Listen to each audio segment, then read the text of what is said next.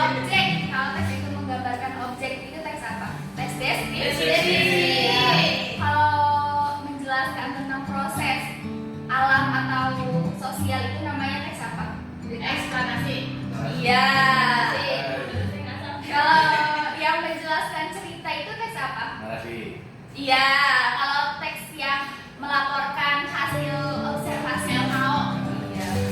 Jadi perbedaannya kalau teks eksposisi itu teks yang menjelaskan pendapat penulis. Ya, pokok. Dan disertai dengan data. Iya, boleh data dan fakta mendukung dari pendapat itu. Tapi kalau misalkan boleh kalau nggak pakai data atau fakta, asalkan pakai alasan yang logis. Tuh, yaudah kita ini dulu deh. Coba kalian pikirkan satu kata yang ada di otak kalian. Satu kata, jangan kata-kata asal dan kata-kata ya.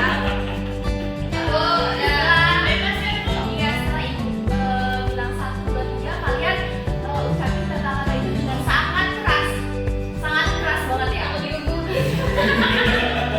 Enggak, kan cuma ada kita ya. 1, 2, 3. Basket. Coba. 1, 2, 3. Ibu saya belum bosku.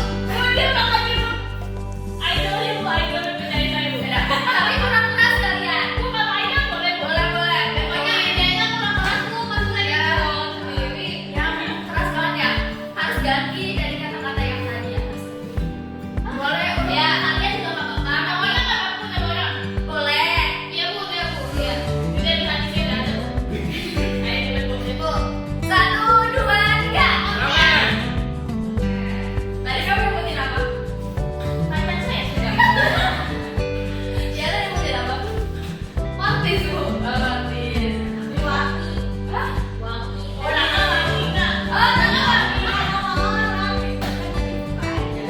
Kenapa alasannya wangi? Bebas iya.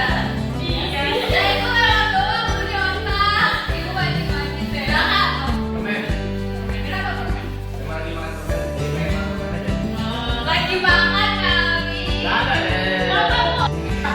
Sekarang ada cakupan teks eksposisi. Tadi kan teks eksposisi itu menjelaskan pendapat penulis. Nah, apa sih Bu yang dijelaskan dari teks eksposisi itu?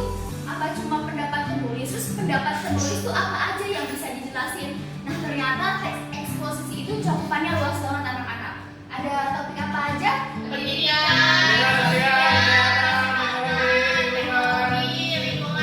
Nah, kalau cita-cita kalian itu berkaitan dengan apa nih, bidang apa? Pendidikan bu. Oh, pendidikan. Sejarah.